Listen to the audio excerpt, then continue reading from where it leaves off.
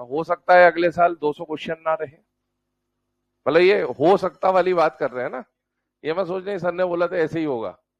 हो सकता है वाली बात चल रही, हो सकता है 200 क्वेश्चन ना आए, 180 ही आए, वो सारे करने हो, और 3 घंटे 20 मिनट ना मिले, 3 घंटे ही मिले, है ना। तो ये सब चीजें हो सकती है, क्योंकि अगर नंबर ऑफ स्टूडेंट्स को 720 जितने आ रहे थे इस बार, है ना, मतलब पूरा एक दो चार, मतलब क्या कहते हैं, डजन बच्चे तो, है ना, 720 वाले ही हो गए। तो ऐसा है, ये सब चीजों को कम करने के लिए कुछ ना कुछ तो मेजरमेंट या स्टेप्स लिए ही जाएंगे। वो स्टेप इन्हीं में से कुछ हो सकते हैं, ठीक है। तो पेपर या तो थोड़ा बहुत टफ बनेगा, जिसके लिए अपने को मेंटली डे वन से प्रिपेयर्ड रहना है ना। बाकी और क्या होगा क्या नहीं होगा वो आपके हाथ में है नहीं, पर पेपर टफ बन सकता है, ये सबसे पहला जो पॉइंट है जिसकी वजह से कट ऑफ नीचे आ सकता है, वो सबसे पहला पॉइंट है कि पेपर टफ बनेगा। दूसरा, 200 क्वेश्चन ना होके 180 क्वेश्चन मिले जो पुराना पैटर्न होता था। और तीसरा ये कि एम्स का एग्जाम अलग हो जाए जो पहले हुआ करता था। तो ये तीन चीजों को अपने दिमाग में रखते हुए प्रिपरेशन करनी है इस साल, ठीक है ना। ये नहीं कि लास्ट के 2 महीने पहले फॉर्म आ गया, पता चला एम्स अलग हो रहा है, 200 क्वेश्चन थे 180 हो गए, 3 घंटे मिल रहे हैं, पेपर टफ आने वाला है, ये आने वाला है, वो आने वाला है, और फिर अपन उस समय पैनिक कर रहे हैं। कंडीशंस को देखते हुए अगले साल इनमें से कुछ हो सकता है, तो अपने को उसके लिए मेंटली प्रिपेयर रहना है डे वन से, ठीक। दूसरी बात, इनऑर्गेनिक केमिस्ट्री को पढ़ने का तरीका बता देता हूं।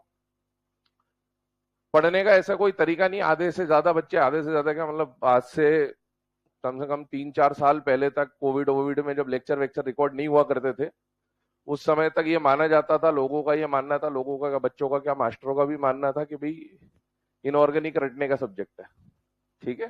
तो ऐसा बिल्कुल भी नहीं है। हर सब्जेक्ट में 10-20% चीजें याद करने की होती है, हर सब्जेक्ट में होती है। बायो में भी आप एग्जाम्पल से याद करते हैं, ठीक है। फिजिक्स हो, फिजिकल केमिस्ट्री हो, आपको फॉर्मूलेज या डेरिवेशंस याद करने पड़ते हैं।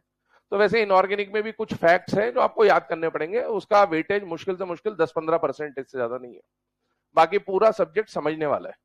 अब समझ में कैसे आएगा, तो समझ में जब पढ़ाएंगे तब समझ में आ ही जाएगा, पर अब उसको लंबे समय तक याद रखना है। बात ये नहीं है कि आज आपको पढ़ाया गया और आपको समझ में आया कि नहीं आया, समझ तो आ जाएगा सब कुछ आपको, है ना, लेकिन उसको आपको याद रखना है अगले एग्जाम की डेट तक, जो कि मई में कभी होगा। कौन सा?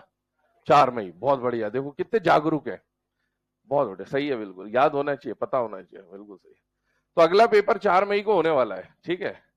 तो 4 मई तक उसको याद कैसे रखेंगे, क्योंकि इनऑर्गेनिक अभी चलेगा, आपका खत्म हो जाएगा कुछ दिनों के बाद। अब खत्म हो गया, उसके बाद कंटिन्यूटी खत्म हो जाएगी सब्जेक्ट की। जो भी सब्जेक्ट आप पहले पढ़ रहे हैं वो खत्म भी पहले होंगे, जो बाद में पढ़ोगे वो कंटिन्यू चलता रहेगा। तो मेन बात यह है कि आप उसको याद कैसे रखोगे आखिरी तक। तो याद रखने का तरीका होता है क्वेश्चन प्रैक्टिस एंड रिवीजन। और क्वेश्चन प्रैक्टिस बेटा जितनी ज्यादा करोगे उतने फायदे में रहोगे। चश्मे वाले भाई साहब जो साफ कर रहे हैं, खड़े हो जाओ। पहला दिन है आपका, आखिरी दिन भी हो सकता है ना। बातचीत बातचीत अपन किसी और लेक्चर में कर लेते हैं, कर लेना, क्लियर, वरना जो पढ़े हुए उनसे समझ लेना एक बार। तो पढ़ाई के पहले नहीं पढ़ा, इसीलिए ऐसा करता, नहीं करते हैं ना, पहले समझ लेते हैं। देखो, अपन जितने लोगों से पढ़ेंगे पहले ये समझना है कि किसके लेक्चर में बात कर सकते हैं और किसके लेक्चर में नहीं कर सकते, ये क्लियर होना चाहिए, ठीक है। तेरे लिए नहीं, मतलब कॉमनली बता रहा हूं बस। अब तू अभी ये धराई में तू आ गया तो इसलिए तू आ गया, अब तो आ गया, क्या कर सकता है। तो ठीक है ना भाई, अपने को पढ़ने का तरीका क्या है कि क्वेश्चन प्रैक्टिस करनी है, क्लास में जो भी बताया जाएगा। अभी देखो पहले लेक्चर में इतना कुछ क्वेश्चन का रहेगा नहीं, क्योंकि अपन बिल्कुल बेसिक से स्टार्ट करेंगे। 2-3 लेक्चर्स के बाद आपके पास मॉड्यूल, ईएलपी सारी चीजें रहेंगी ही, उनको सॉल्व करना है। बाकी आपको टेलीग्राम वगैरह पे भी क्वेश्चन दे दिए जाएंगे, प्रोवाइड कर दिए जाएंगे, है ना, अलग अलग जगह के, इधर उधर के सब क्वेश्चन मिल जाएंगे। जितनी प्रैक्टिस कर सकते हो कर लेना, क्वेश्चन प्रैक्टिस में कमी नहीं रखनी है। डेली के ये पहले चीज दिन ही बता देता हूं सारी चीजें, ताकि बार बार अपने को समय बर्बाद ना करना पड़े। डेली के आपका टारगेट जो होना चाहिए वो 150 से 200 क्वेश्चंस का होना चाहिए, सारे सब्जेक्ट्स मिला के। ये मत बोलना सर इनऑर्गेनिक कितने क्वेश्चन कैसे करेंगे, सारे सब्जेक्ट मिला के। ये फैक्ट बात है, जिन्होंने पहले कर रखा होगा उनको पता भी है, और उसमें से मैक्सिमम लोगों का सिलेक्शन हो भी जाता है। ये डे 1 से आपको स्टार्ट करना है बेटा। हो सकता है आपको बता भी दिया गया हो पहले, नहीं भी बताया गया तो ध्यान सुन लेना ना। इतने क्वेश्चन आपको रोज लगाने हैं, ये टारगेट बना लेना। जिस साल इतने क्वेश्चन डेली लगाओगे उसी साल सिलेक्शन होगा, वो ये साल हो, अगला साल हो, उसके अगला साल हो। थोड़ा सा बात मैं क्लियरली करता हूं, जो जानते हैं वो जानते हैं, नहीं जो नहीं जानते वो समझ जाएंगे, है ना। मतलब क्लियर बात करने में ज्यादा विश्वास रखता हूँ, ज्यादा मिले बेटी ऐसे नहीं करता मैं, ठीक है ना। हाँ, तो इतने क्वेश्चन आपको लगाने हैं। ये फैक्ट अपन कंपटीशन, जिस कंपटीशन की तैयारी कर रहे हैं, जिस एग्जाम की तैयारी कर रहे हैं, उसके लिए थोड़ा सा सीरियस रहना पड़ेगा अपने को, क्योंकि अपन हल्के फुल्के एग्जाम की तैयारी नहीं कर रहे हैं, ठीक है। बड़ा ही खतरनाक एग्जाम हो गया आजकल तो, ठीक है। तो इतने क्वेश्चन आपको प्रैक्टिस करने ही करने हैं डे 1 से। हो सकता है ऐसा है कि भाई अगर आपके पास मान लो लास्ट तक 200 डेज है तो इससे ज्यादा ही, लेकिन 200 डेज अपन मान के चलते हैं।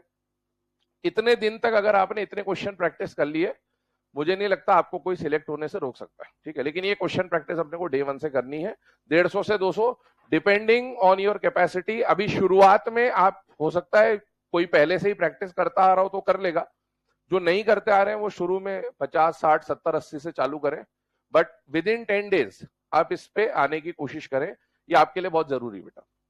क्वेश्चन के सोर्सेज आपको मॉड्यूल है, ईएलपी है, दुनिया भर में तमाम संस्थान है, सबके क्वेश्चंस आपके पास होते हैं, है ना। टेलीग्राम पे मिल जाते हैं, सब कुछ मिल जाते हैं, आप लगाइए। क्वेश्चन लगाने में कोई मनाही नहीं है, लेकिन पहले अपना मॉड्यूल, अपना ईएलपी, एनसीईआरटी, ठीक है ना।